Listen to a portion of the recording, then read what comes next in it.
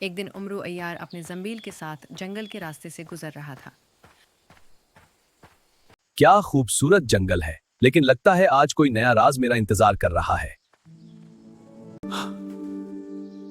ये आवाज कोई मुश्किल में लगता है। वो आगे बढ़ा तो देखा कि एक नौजवान शहजादा एक पत्थर पर बैठा परेशान था। उमरू अय्यार ने मुस्कुराकर पूछा। क्या हुआ शहजादे, तुम रो क्यों रहे हो? शहजादे ने आहा भरी। मेरा सुनहरी ताज वो गार के अंदर खो गया है।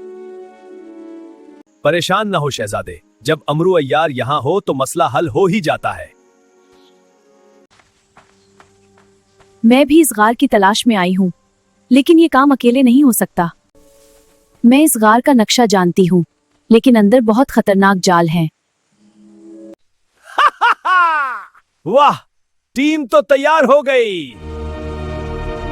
चलो इस परअसरार गार की तरफ। जी हाँ, हम तैयार हैं, चलते हैं। चारों मिलकर जंगल के अंदर इस प्रासरार गार की तरफ चल पड़े। जैसे ही वो सब गार के सामने पहुंचे, गार के दरवाजे पर अचानक जोरदार हुआ चली। ऊपर चट्टानों से एक बहुत बड़ा सुनहरी जादुई इक़ाब नीचे उतरा। उसने अपने बड़े पर फैलाए और जोर से बोला, जो भी इस खजाने को लेने आएगा उसे पहले साबित करना होगा कि वो मिलकर काम करना जानता है। क्या तुम लोग ये सुन रहे हो? ये सुनकर सब एक दूसरे को देखने लगे। चलो तो फिर मिलकर काम करते हैं। गार के अंदर पहले एक गहरी खाई आई। ज़ारा ने अपनी रस्सी निकाली और सबको पार कराया। रस्सी निकाल रही हूँ।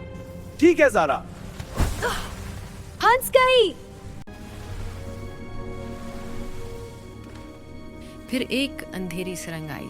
लोमड़ी ने अपने जिस्म पर बने निशान से रोशनी निकाली और सबका रास्ता रोशन किया। फिर एक बड़ा दरवाज़ा आया जो बहुत भारी था। शहजादे ने अपनी पूरी ताकत लगाकर दरवाज़ा खोला। आखिर में वो खजाने के कमरे तक पहुंच गए।